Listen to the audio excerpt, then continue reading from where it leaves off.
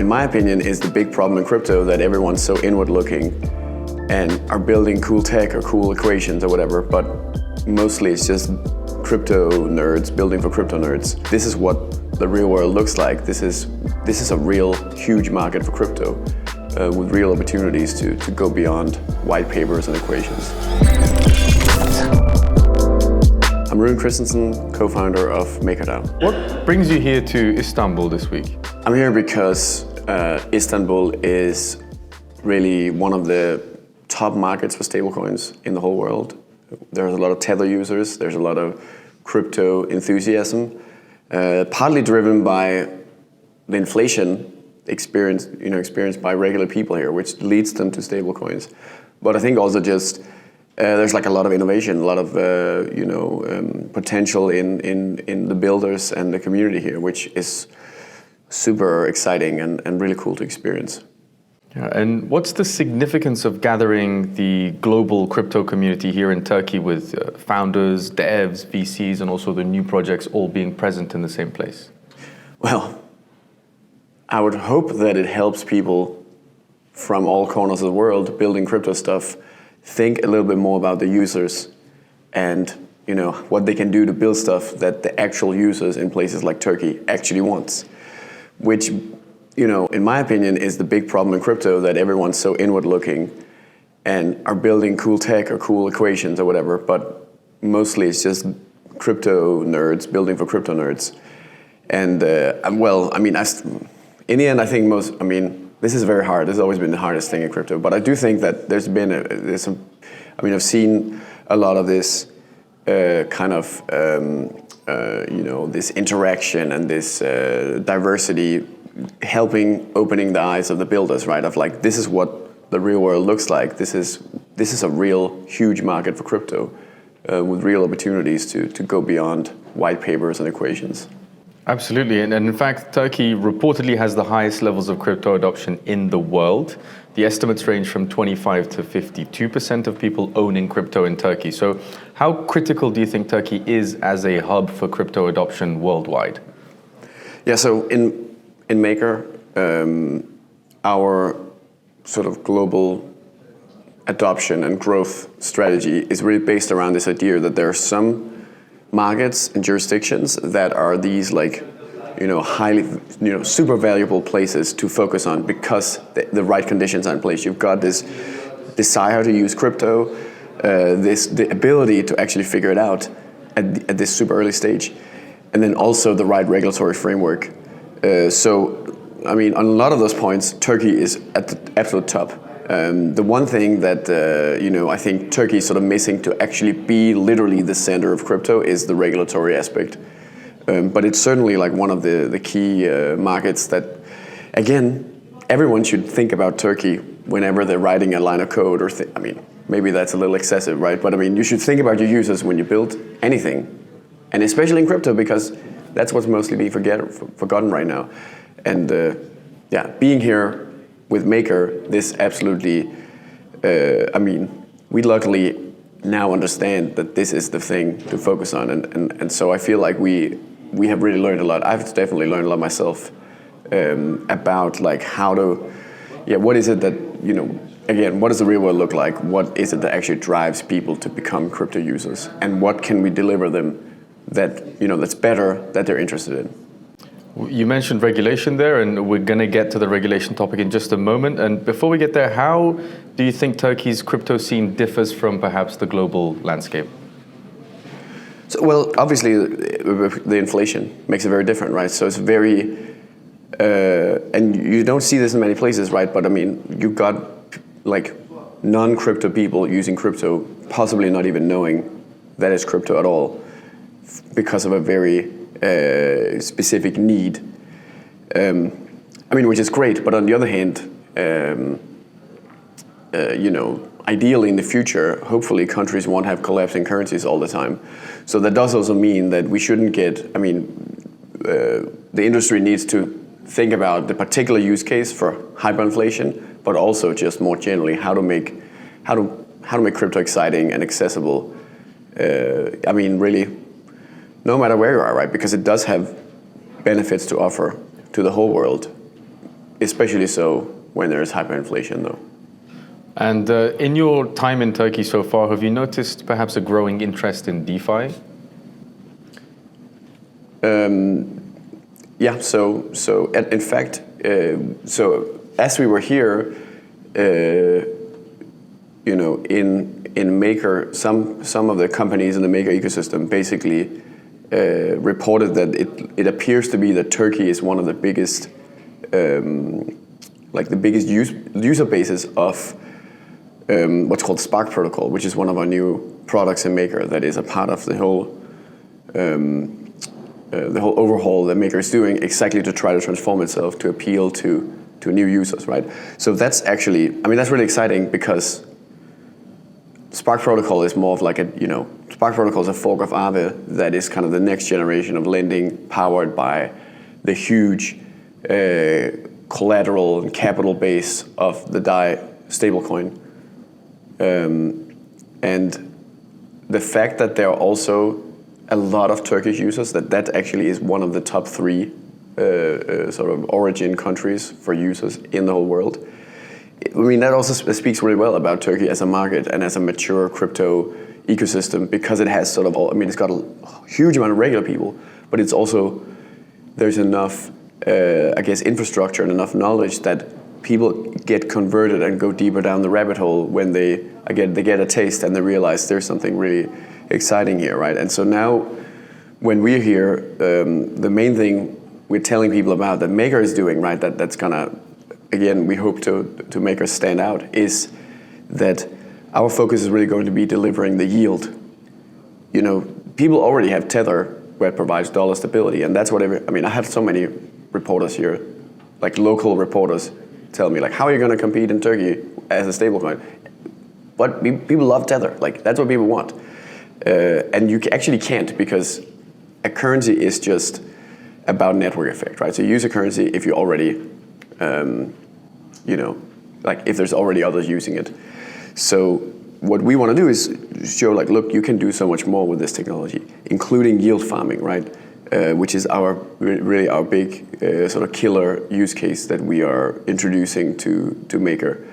And there's a lot of excitement about that among people here, I think, right? And they actually have that ability to bridge the gap and go from simply using Tether as a stablecoin to being able to understand that they can take those Tether and sort of put it into a savings account to get not just yield, which is available today with the DAI savings rate, but even in the future, a kind of gamified yield based on yield farming, and then instantly convert it back to Tether and use it in the real world, where a lot of people already accept it. Okay, and speaking of the real world, it seems like you've done a fair bit of research as an organization into Turkey. Are there other emerging markets that you're focusing on, or are emerging markets generally part of your sort of core strategy? So actually, these kind of, I don't call it super countries, I think we call them once upon a time. There are multiple different places around the world that are these like key markets and jurisdictions that basically, as Maker, we want to try to kind of establish local presence and local community in.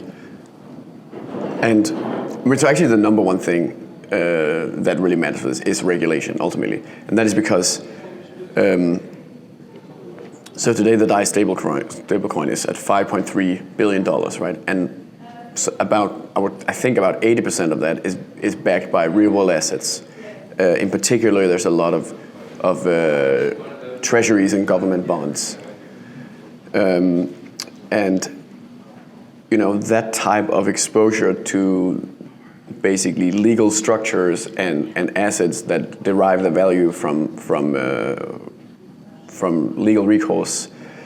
The entire stability of such an asset depends so much on exactly where do you place that, like which legal framework in the real world do you rely on, right? So we very much want to have, first of all, many different jurisdictions to rely on, and then pick the really good ones, right? So anyway, so the ones we have identified very early on as being very important is, South Korea and Japan are two really interesting markets because they have this very well, I mean, one thing is they're sort of crypto positive, but what's even more important is that does not appear to be any or much crypto negativity.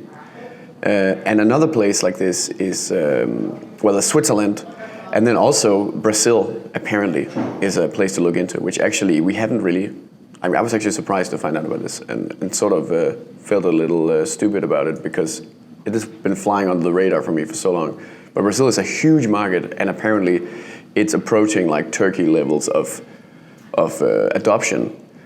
But on top of that, it also has the regulatory aspect. That's what I'm told. I haven't really verified it too much, so that's what I've been shilled by Brazil shillers so far. So I plan to look more into that. And while we're on the topic of regulation, how do you see the regulatory landscape generally in Turkey?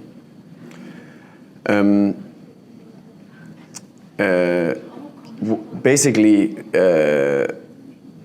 from what I understand, there is there's certainly some sort of a kind of like a movement to let's embrace crypto as a sort of desire.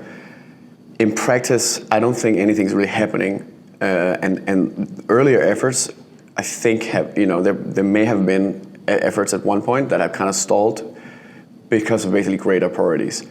Which I can't say whether I don't have enough data yet to conclude that there is no such thing as an anti-crypto sort of narrative in politics in Turkey. It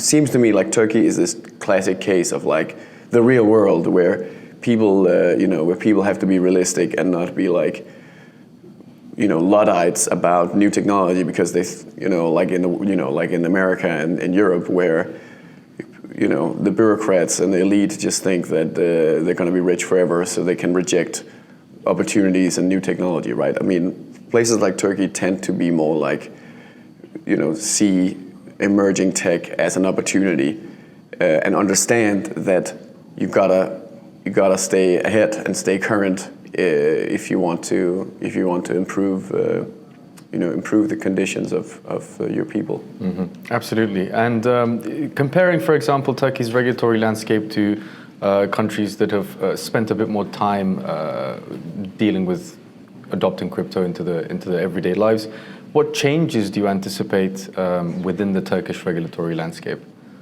So I can't really answer that, but I mean,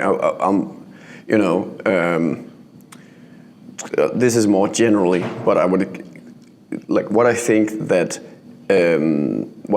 is really useful in all countries when it comes to regulation is a kind of like the more data around when is something centralized and when is it decentralized, the better. Because that make it really clear when people have to be regulated, so that you can also, so you can provide clarity to fully decentralized protocols that only these parts of the protocols, only these outer layers will be regulated, and we're not going to ban the entire thing, because that's from a project like Maker that is a fully decentralized protocol and DAO, right? Our biggest concern from a regulatory point of view is this thing called the accidental ban. That basically there's a bunch of regulation and it's made by people that don't understand what's going on, which is not supposed to be how regulation is supposed to be made, right? And usually you don't regulate a technology super early, like what's happening with what's attempting. Basically what's happening around the world with crypto in some places.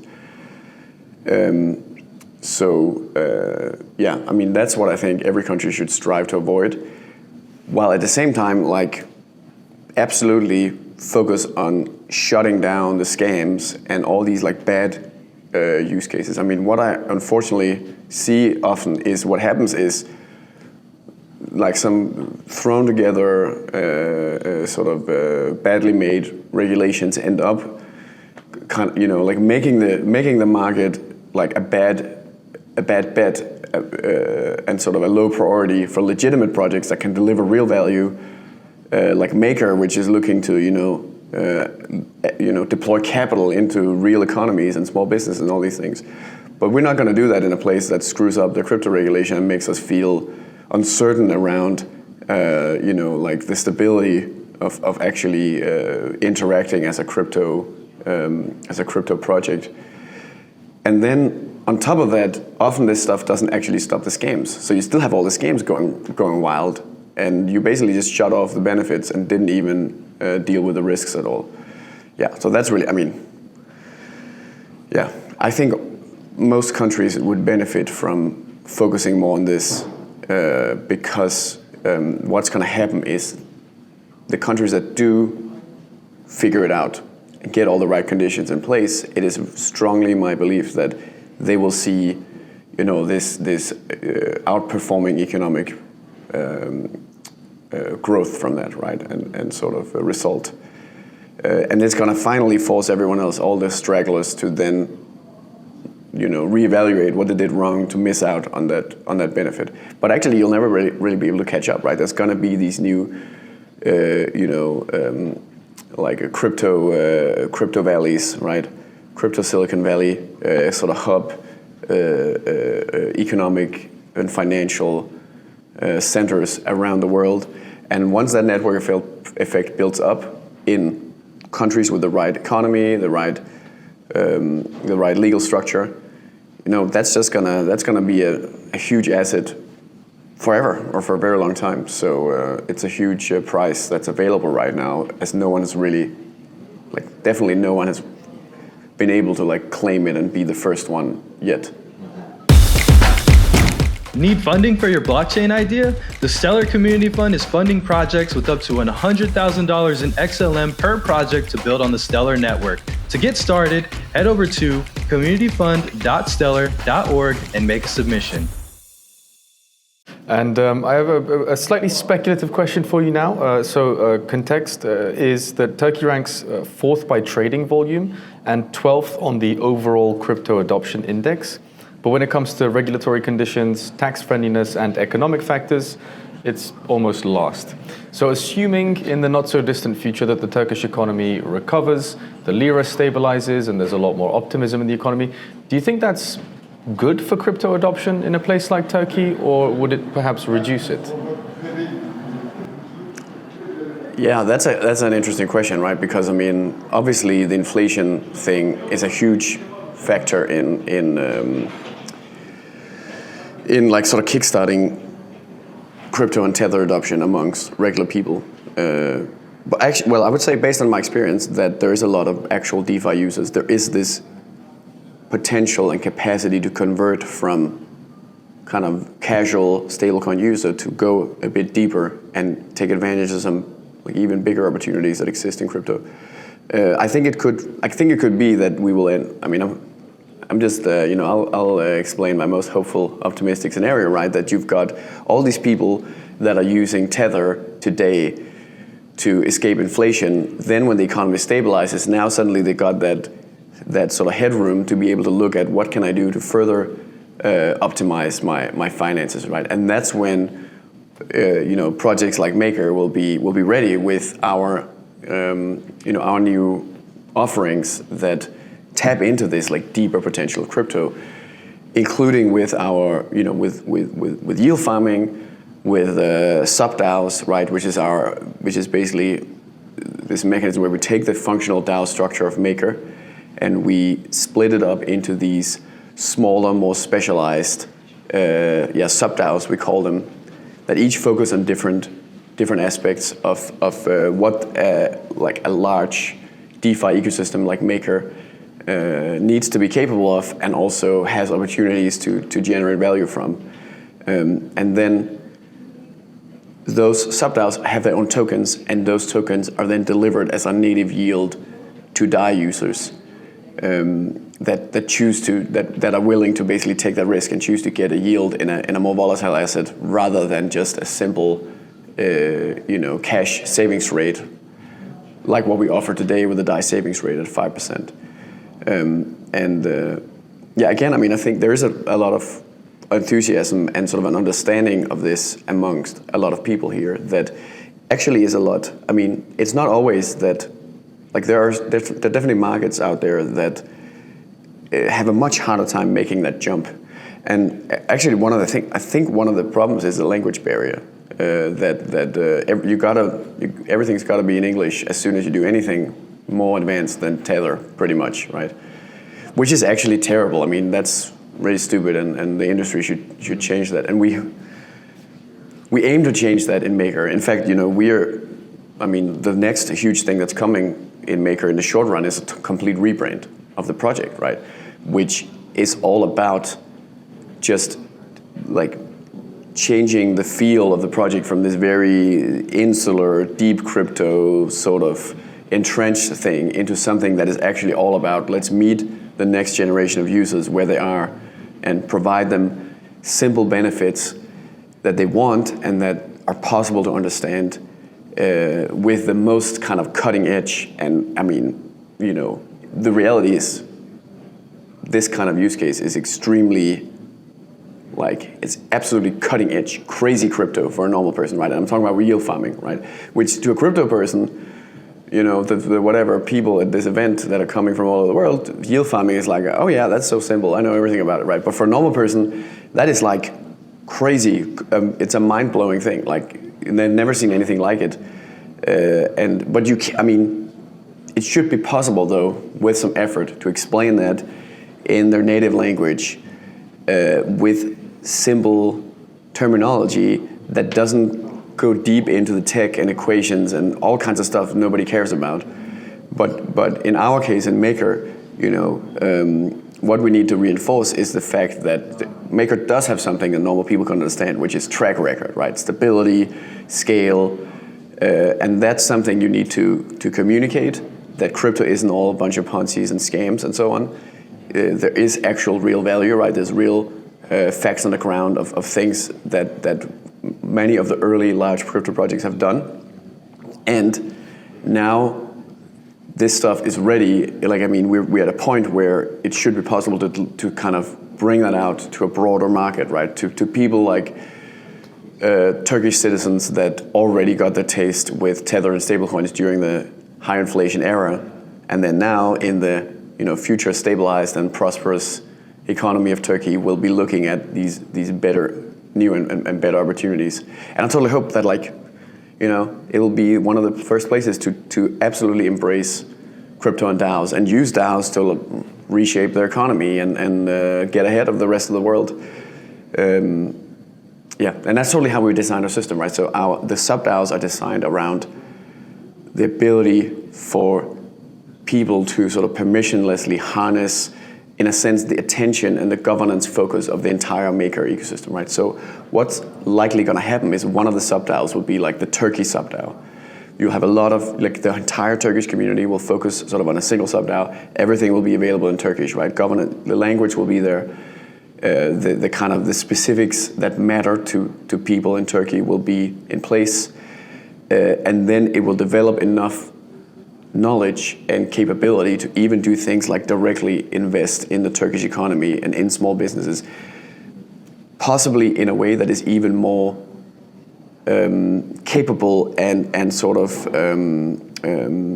value creating than TradFi is capable of, right? Like direct to small businesses, the ones that actually are doing the right stuff, fund them, watch them grow, and then have the DAO, like the sub-DAO, can earn the benefits from this, and that in return is going to benefit everybody who farmed the sub-DAO token in the first place, and ultimately got it for free because they were saving money, but then put in the work and participated to make it successful and get to actually get those benefits.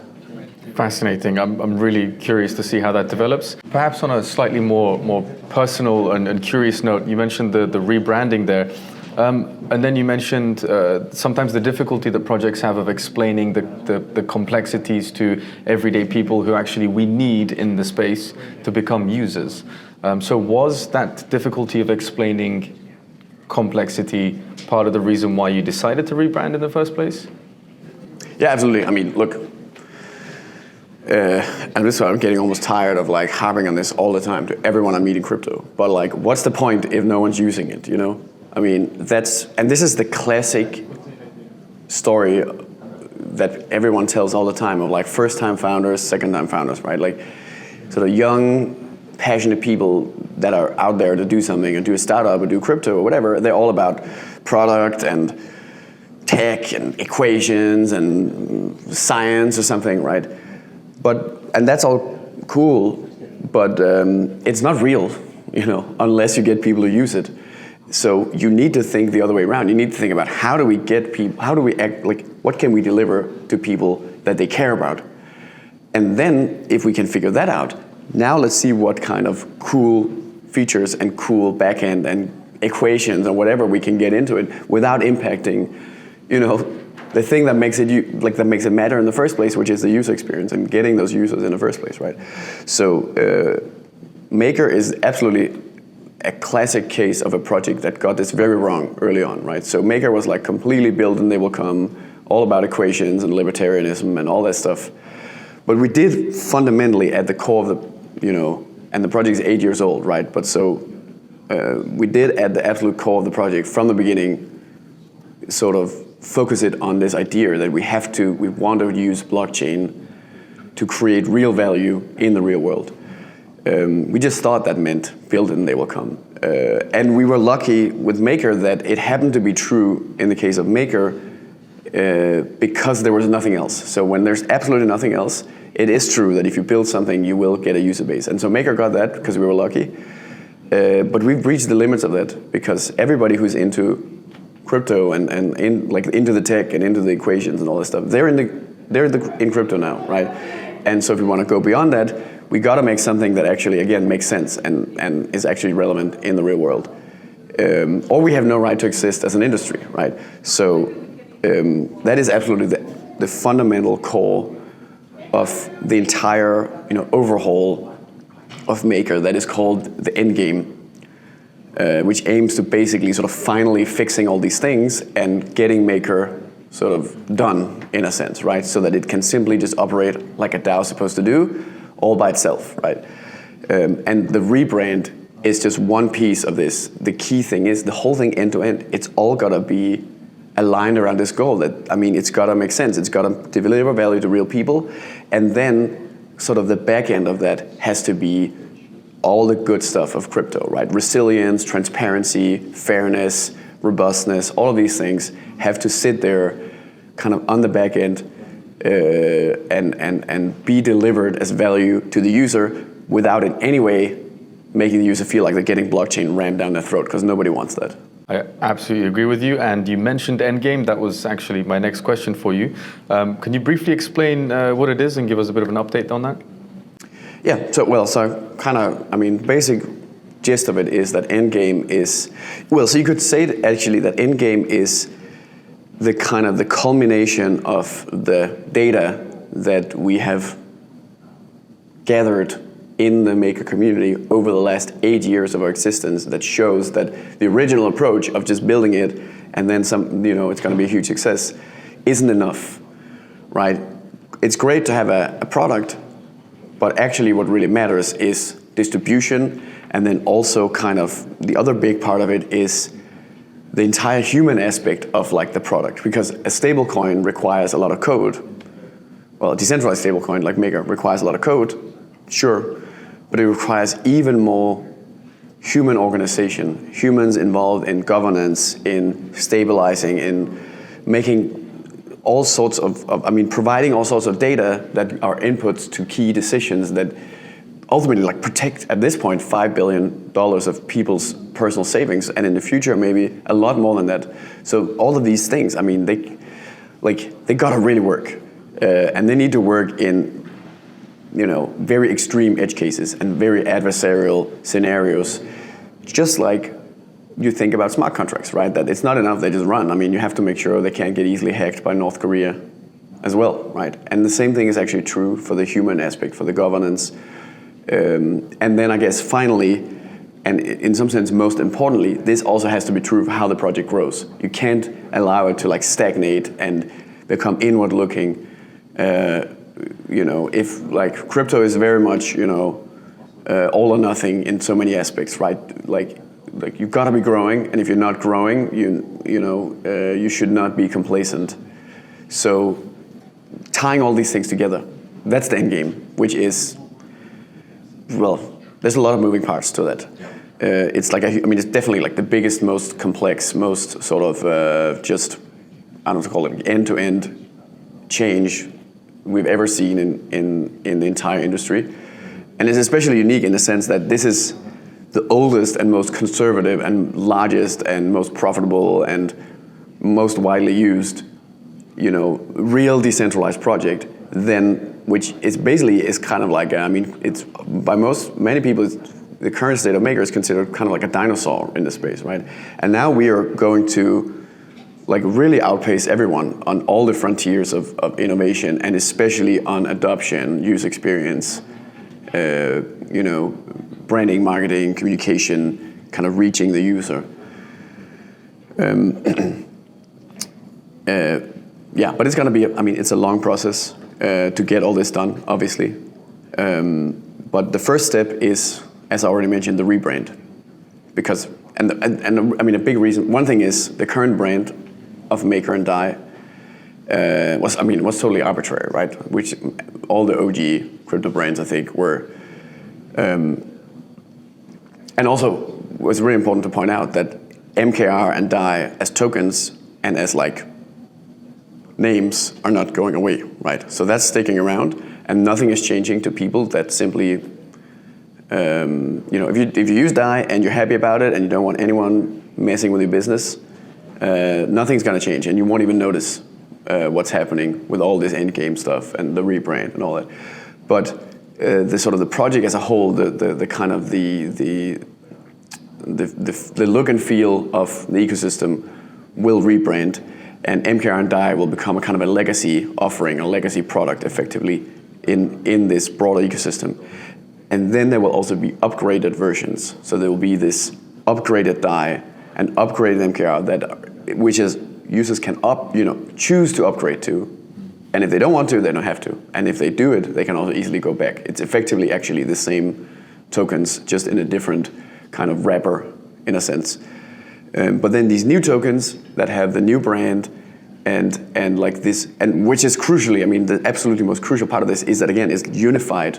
Like it's not sort of picked out of thin air and just made up on the spot. It's a complete, holistic, unified piece of this end-to-end goal of unifying, the security, the community, how people organize, and then how you grow the community. Like a brand doesn't stand alone, right? It plays a part in a greater whole, and so Endgame, is an opportunity to kind of basically fix that, because that was totally not the case for how, again, Maker and most crypto projects, how they're built. And then also helps us take the focus away from, Endgame and a bunch of features, and now I'm confused, right? Like, there's 200 things. And instead allows the story to be this new look and feel that is more open, that is more accessible, and that has some key features. The primary sort of differentiator being yield farming of tokens that aren't just, empty meme coins, but have actual real value, right? Derived from the huge economic potential, the huge, dynamic ecosystem that exists around Maker, and has proven to being able to generate huge amounts of profits and allocate massive amounts of capital into the real world. Thank you. And while we're on a similar topic, let's say, what can you tell me about Maker's exposure to T-bills, given that investors seem to be offloading them in anticipation perhaps of long-term war expenditure by the US?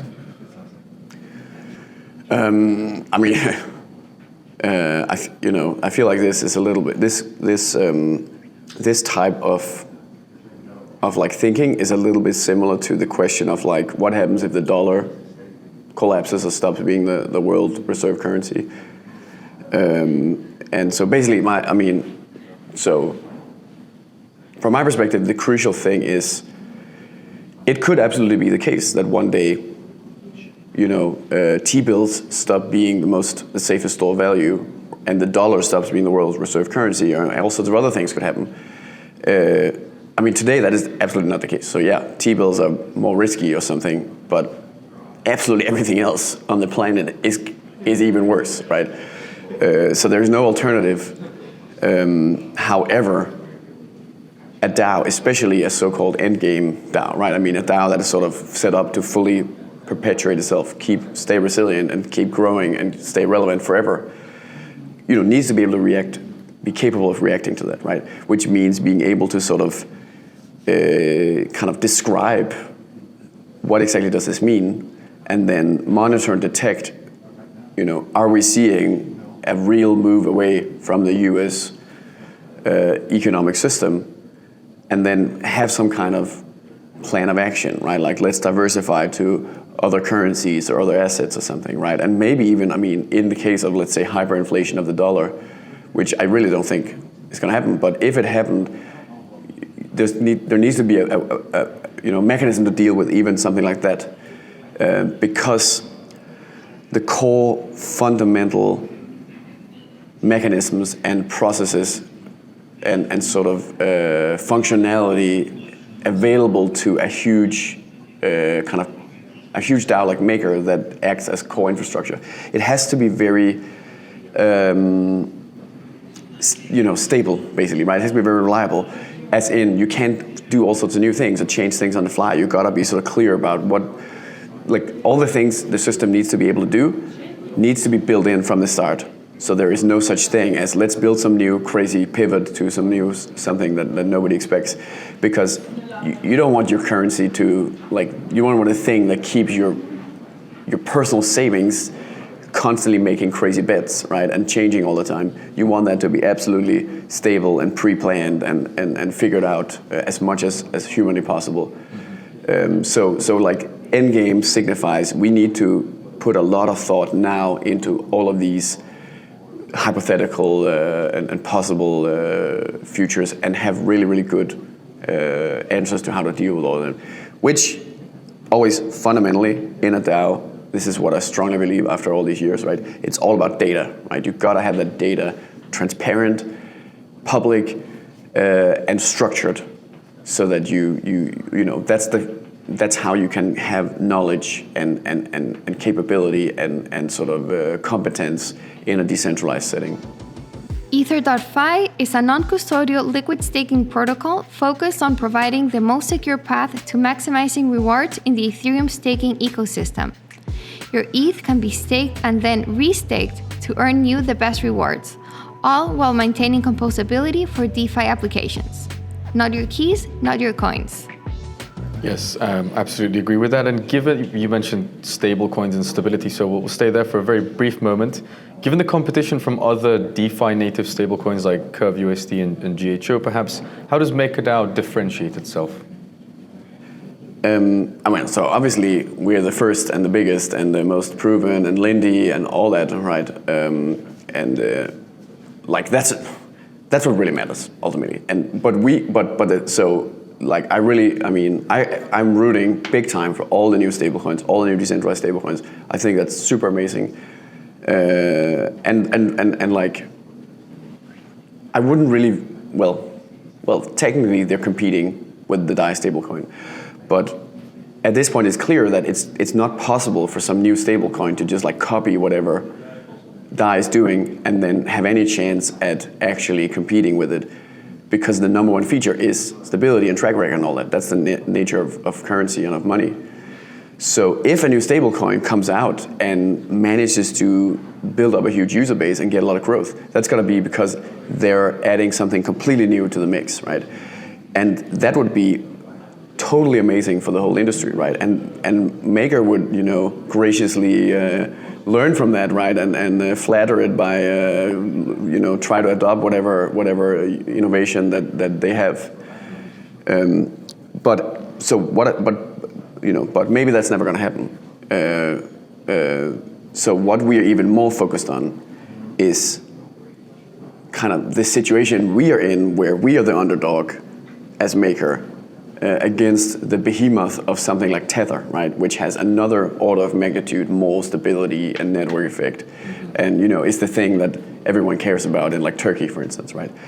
And so what really, I already mentioned that, what really will be the killer app that sets this new branded future upgraded DAI, new stable we call it as a code name, and it will, you'll learn all about the new brand when it comes out. Hopefully everyone will quickly get a dose of it.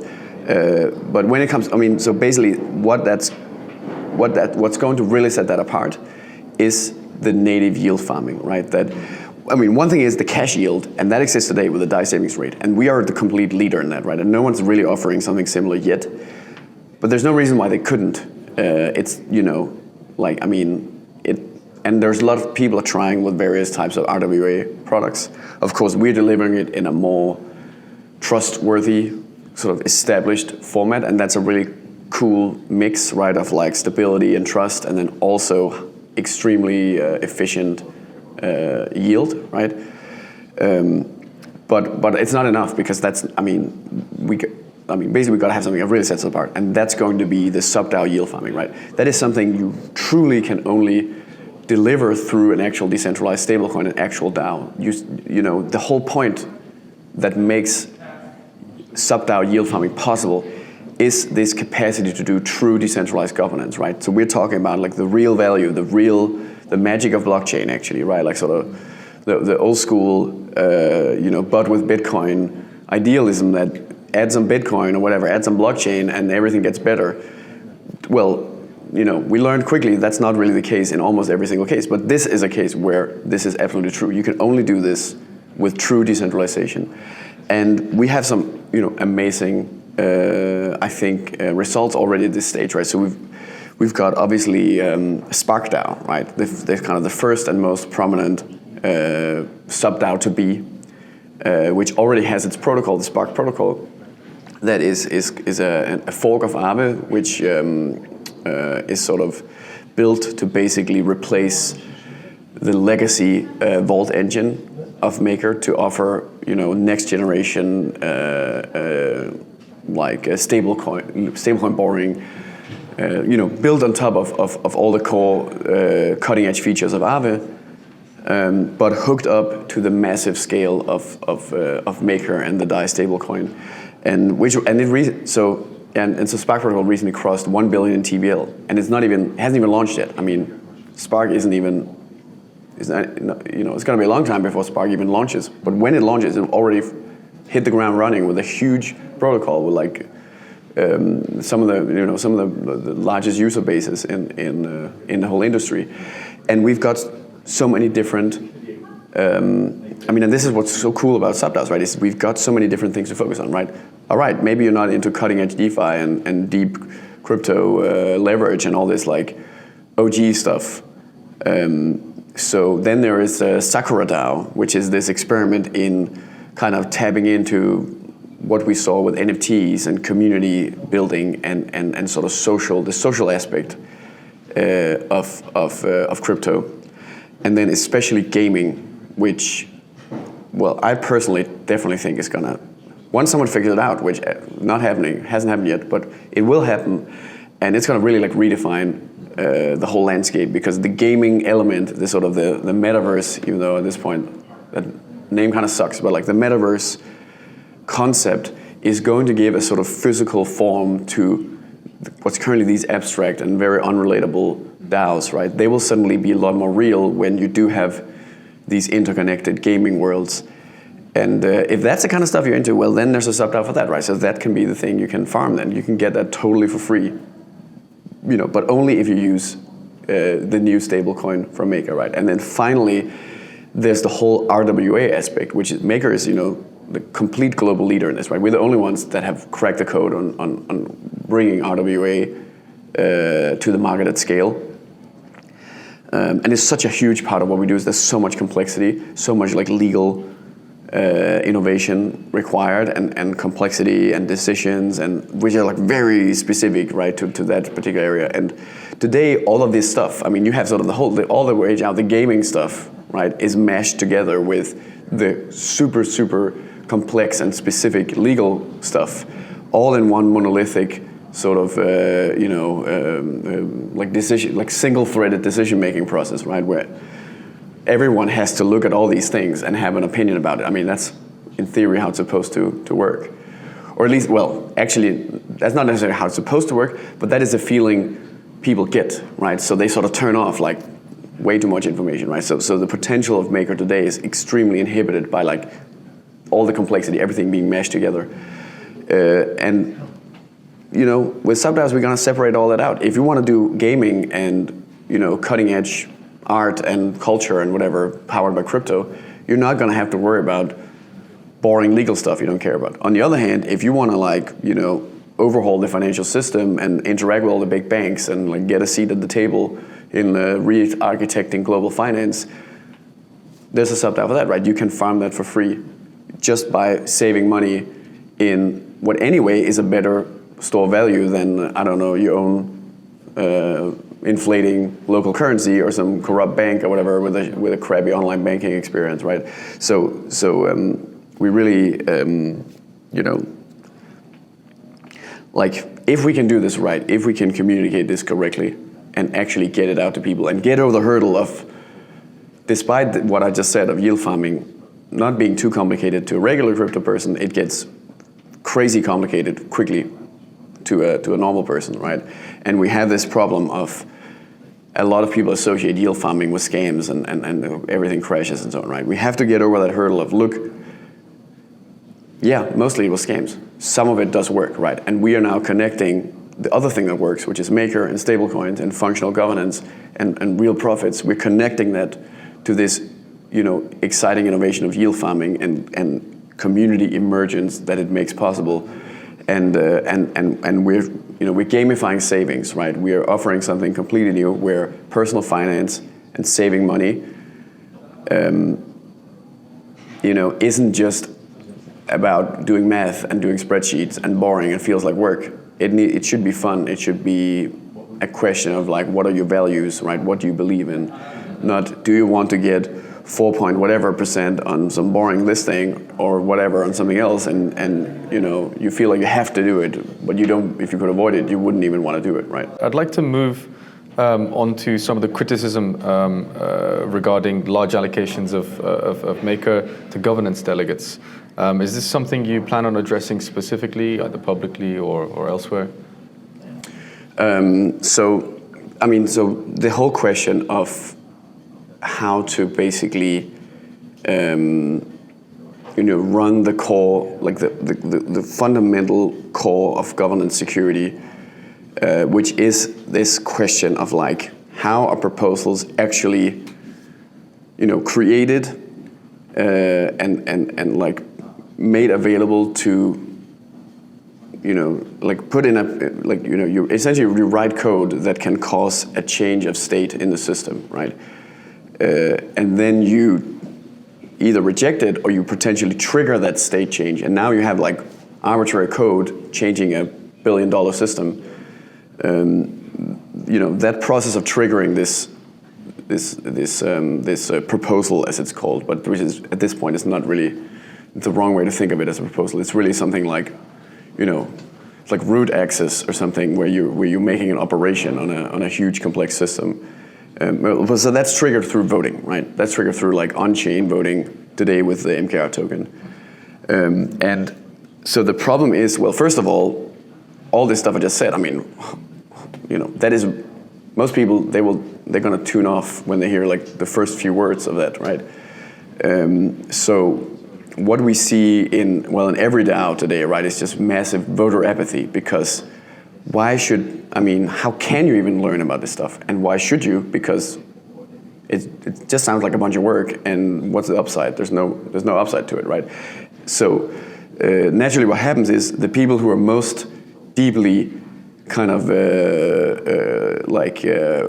financially or even emotionally invested in these systems, they end up doing this stuff, and everyone else, you know, does what is sometimes referred to as governance free riding, right? Of just like coasting along and like, yeah, somebody else figures it out. But I mean, my opinion is that this feeling of coasting along and governance free riding, that is what you want. Like, you should not be expecting or demanding people in a DAO to like work hard because that's how it should be or something, right? Which is kind of that's how most DAOs seem to address this. Like, it's like a moralistic thing of like, you gotta vote, it's your duty, right? But humans don't work like that. I mean, humans, they want more TikTok, right? They're increasingly demanding less and less more and more convenience, I guess you could say, right? So, so actually, I mean, there's so many core pillars of Endgame. One of them is, this could be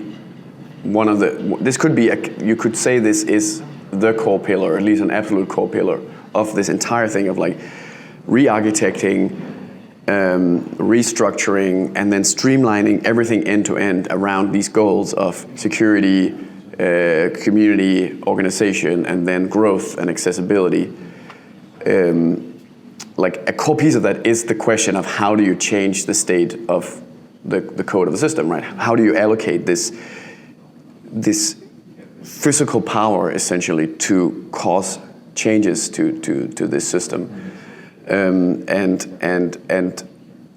the idea is to gamify that and turn it from something crazy boring and nobody wants to do to something, well, not everyone will do, but a lot of people will do.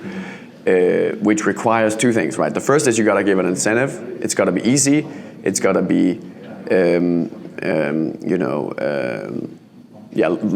like not a lot of work, right? And it's gotta be accessible. And also there's gotta be reward, right? So there will be basically governance participation rewards in Endgame, so that you get paid to, well, you're not voting, you're gonna get paid to delegate. And again, the governance in Endgame will work very differently from the classic proposal, do you want to pay me $1 million? Yes, no, kind of stuff that's happening in DAOs today, which is totally, like organizations are a little bit more complex than that, and it doesn't work to do it that way, right? It's a very sort of multi-layered kind of process, but the last step in a DAO is always doing the state change, and that last part has to be secure. And actually you can compare it to something like Ethereum, right, where the block production process is sort of protected. Similarly, you put your tokens at stake, and then you get rewards to basically participate in this fundamental security process that happens kind of at the end of like everyone makes the transactions, and then we sort of etch them in, right?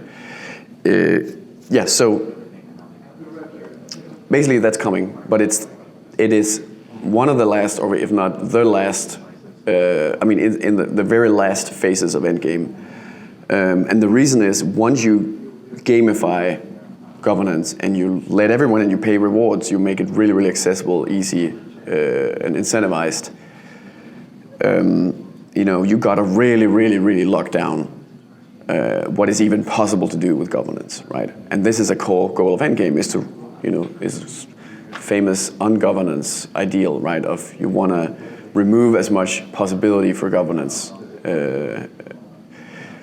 which, and I was talking about that earlier, right? That you don't want your current, like the mechanism protecting your personal savings to be going off on crazy pivots left and right. Yeah.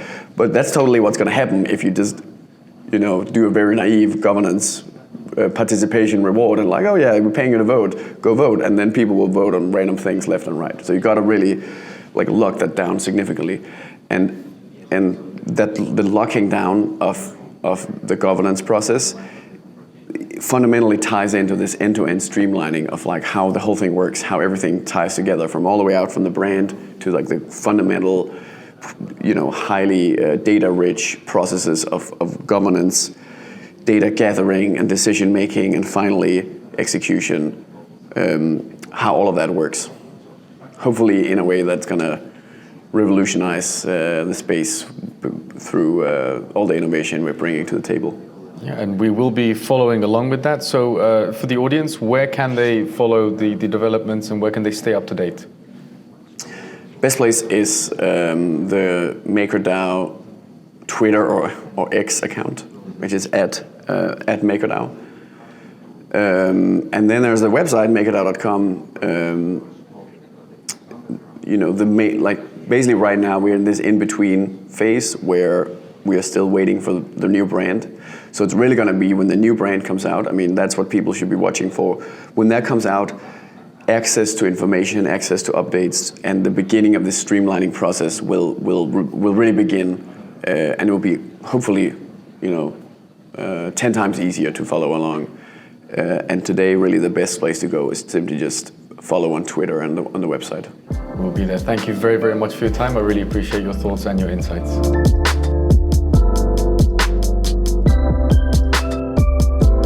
I love your shoes, by the way. Love those. Thanks.